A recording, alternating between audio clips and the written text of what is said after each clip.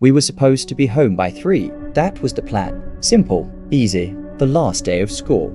How could anything go wrong? But somewhere between the school gate and the end of our street, everything changed. Even now, I'm not sure we ever really made it back. I remember the exact feeling of that morning. That specific excitement you only get on the last day of school.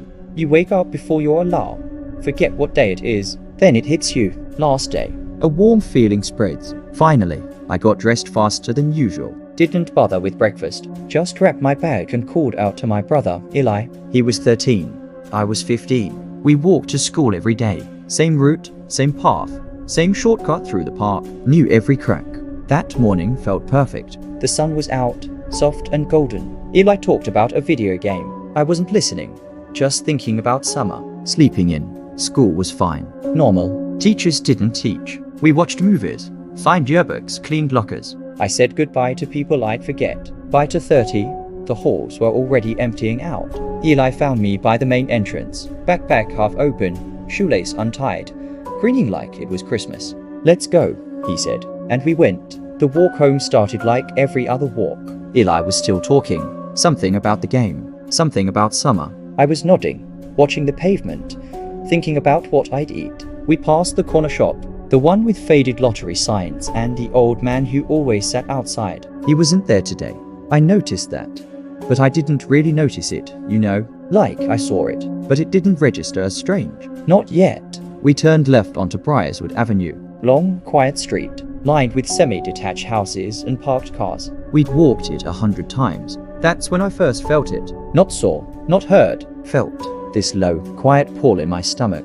Like when you're about to say something important and you can't find the words. That hollow, uncertain feeling. I shook it off. Figured I was just hungry. We kept walking. Eli had gone quiet, which was unusual for him. I glanced over. He was looking at his phone, frowning slightly. No signal, he muttered. We're almost home, I said. He shrugged, pocketed his phone, and we kept going. I don't know exactly when I started feeling like the street was different. It's hard to explain without sounding strange. Like nothing was wrong, exactly. Everything looked the same. The houses, the cars, the pavement, same cracks, same bent fence post near number 42. But it felt quieter than it should have. End of school day quiet means kids on bikes, parents reversing out of driveways, someone's music playing. This was something else. This was the quiet where you suddenly notice you can hear your own footsteps, where you become aware of your own breathing, where the air feels slightly thicker, like just before a storm, but without any clouds. I slowed down without meaning to. You okay? Eli asked. Yeah, I said. Yeah, I'm fine. But I looked back down the street behind us. Empty, completely empty. No one going home from school. No cars, no movement. Just the street, stretching back toward the school, completely still. I turned around, kept walking. Don't be weird, I told myself. It's just a quiet afternoon. People go home different ways. It's fine. It was fine. It had to be fine. We were maybe 10 minutes from our house when we reached the park. The shortcut, the one we always took. Through the old iron gate, across the patchy grass, past the dry fountain, and out through the gap in the fence. Saved us about 5 minutes. Eli was already pushing the gate open. I stopped. I don't know where I stopped. There was no reason to. I'd walked through that gate hundreds of times. But I stood there, hand not quite touching the metal, and I looked into the park. The trees were still. No wind. The fountain was dry and grey. The benches were empty. The late afternoon sun was cutting low through the branches. And there was a smell. Faint. Almost nothing. Like damp earth and something else I couldn't name. Something metallic, maybe. Something that felt wrong. Come on, Eli said from inside the gate. I walked through. The gate swung shut behind me with a soft, hollow clang. And somewhere at the back of my mind, something very quietly said, you should have taken the long way. The park was never a big place. You could cross it in under 3 minutes if you walked normally. Flat grass, a few old oak trees, the fountain in the middle, the benches around the edge. Simple, nothing hidden. But that afternoon, it felt wider than it should have. Like the distance between the gate and the fountain was longer than I remembered. Like the trees were further apart and somehow closer together at the same time. I kept expecting to reach the fountain, and then realizing it was still a little bit further away. I didn't say anything to Eli. He was walking ahead of me now, hands in his pockets, head down. Quiet again. Something dripped. I looked toward the fountain. Dry, always dry. The sound came again. A soft, slow drip. Like water, but there was no water. I stopped walking. Listened. The dripping stopped. Did you hear that? I asked. Eli turned around. Hear what? Nothing, I said. Keep going. We were halfway across when Eli suddenly stopped. I almost walked into him. What? I said. He was looking at the bench to our left. One of the old wooden ones, green paint peeling, near the oak trees. There was something on the bench. A backpack, child's backpack, small, covered in cartoon characters. The kind a little kid would have. Bright colors, completely out of place, in the grey stillness of the park. And it was sitting there, perfectly upright, straps up, like someone had just placed it down and walked away. Someone left it, Eli said. Yeah, I said. We looked around. No one, no kids anywhere nearby, no parents, no movement in any direction. Should we? Eli started. Keep walking, I said quietly. I don't know why my voice came out like that. Low, careful, like talking too loudly might disturb something. We kept walking. I didn't look back at the backpack, but I felt it behind me, just sitting there. The gap in the fence was just ahead. The light was different on the other side, slightly warmer. I focused on it, focused on getting through it and back onto familiar streets. That's when I heard the footsteps behind us. Not close, but there. The slow, even sound of someone walking on grass. Unhurried, steady. I grabbed Eli's sleeve without thinking. He went still. We both listened. The footsteps continued for 3, 4, 5 steps, then stopped. Silence. I turned slowly. The park was empty. Long shadows. Still trees. The bench with the little backpack. Exactly where we'd left it. Nothing else. No one. Tell me you heard that, I whispered. Eli swallowed. Yeah, he said. I heard it. Okay, I said. We walk fast. We don't run. We get through the fence. Why don't we run? I didn't have a good answer for that. Just don't run, I said. We walked fast. I kept my eyes forward, kept my breathing steady, counted the steps to the gap in the fence. 15, 14, 13. Behind us, the footsteps started again. Same pace, same rhythm, unhurried. Like whatever it was wasn't in a rush because it already knew where we were going. 10 steps. 9, 8. Eli reached the gap first and pushed through. I was right behind him. And just before I stepped through, I looked back. At the edge of the tree line, in the long, thin shadow of the largest oak, there was a shape, still, upright, watching. I couldn't see a face. The shadow was too deep, and the light was wrong. Just a shape, the outline of someone standing completely still between the trees. I stepped through the fence. I didn't run, but my hands were shaking. We came out onto Millfield Road, a street I knew, a street with houses and parked cars and a corner that led eventually to our own. And for just a moment, I exhaled. Okay, I thought. Okay, we're out. We're on the street.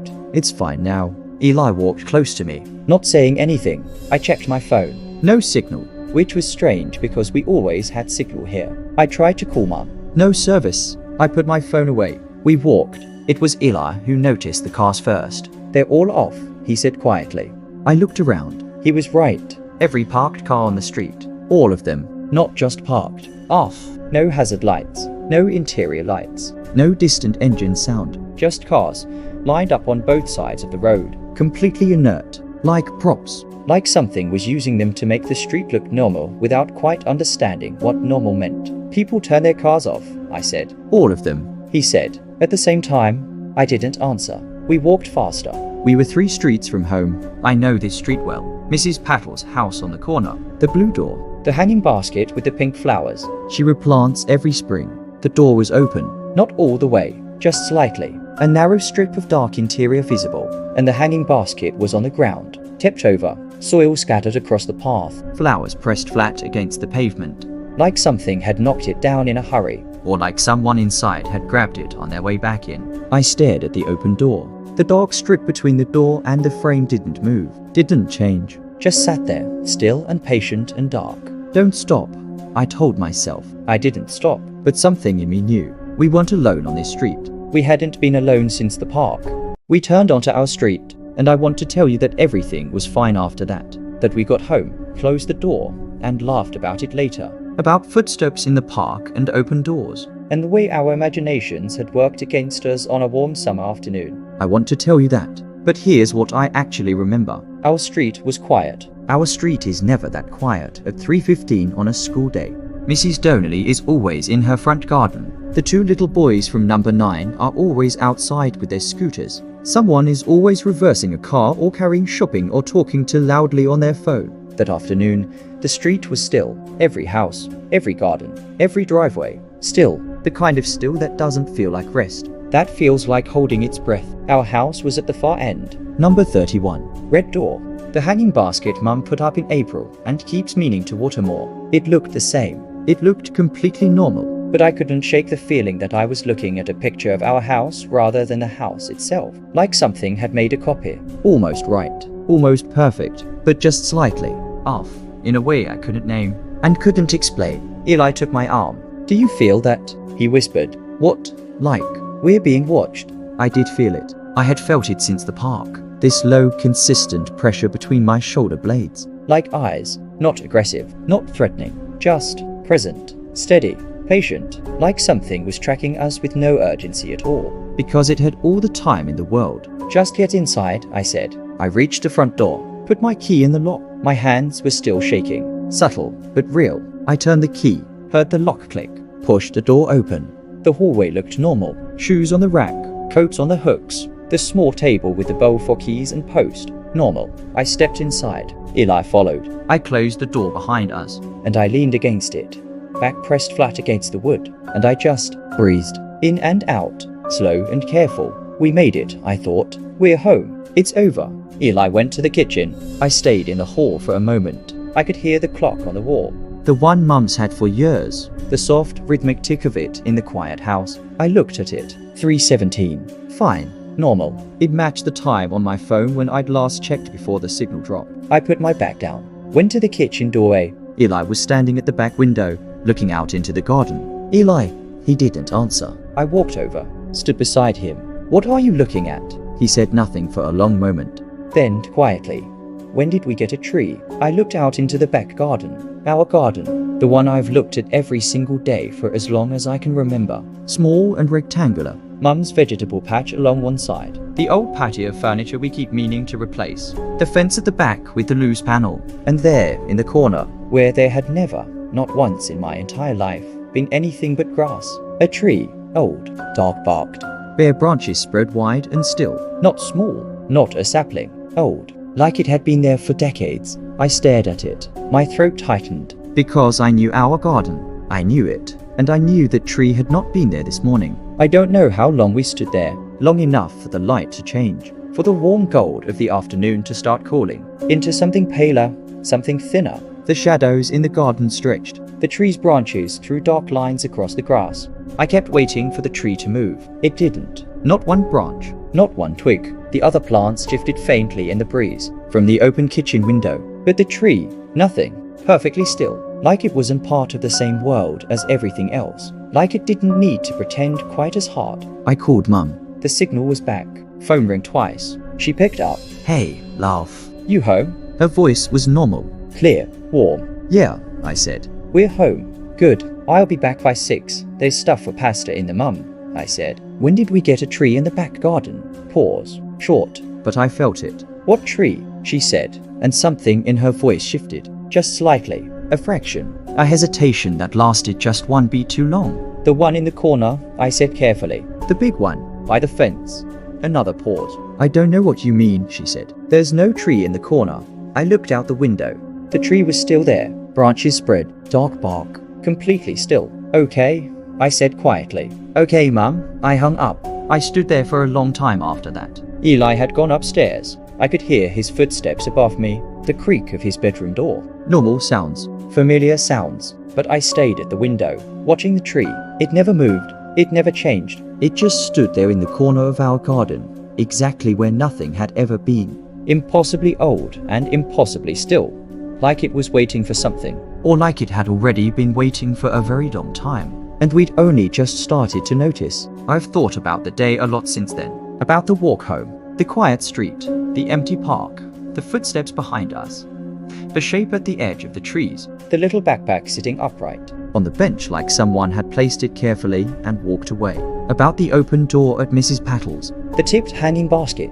About the street that held its breath. About the tree. I've thought about what my mother said. There's no tree in the corner. and the pause before she said it. That small, barely there's silence that she filled a half second too late. I've thought about whether we actually made it home that afternoon, or whether home was something different by the time we arrived at it. The tree is still there. I can see it from my bedroom window if I stand at a certain angle and look down into the garden. Some mornings it's darker than it should be, like the light doesn't quite reach it. Some evenings the shadows it throws are the wrong length for the time of day. Eli doesn't look out the back window anymore. He says he doesn't want to. I understand that. But sometimes, late at night when the garden is dark and I can't quite see where the tree ends and the shadows begin, I think about the shape in the park. The one that stood between the trees and didn't move. The one that watched us leave. And I wonder whether it was watching us walk home, or whether it was watching us arrive. Because here's the thing I haven't been able to let go of. The small, quiet thought that lives at the back of my mind now. The one that sits there in the dark, patient and still, the same way that tree sits in our garden. That last day of school, we set out for home, and we walked, and we walked, and we arrived somewhere that looked exactly like home. That smelled like home, that sounded like home, that had all the right shoes on the rack and all the right coats on the hooks. But sometimes things that look exactly right aren't right at all, and sometimes the door you walk through on an ordinary Wednesday afternoon isn't quite the same door you've walked through every day before, and sometimes you don't know you're lost until you try to find your way back. I still check the garden every morning. The tree is always there, and every morning I tell myself it doesn't mean anything, but every morning I'm a little less sure.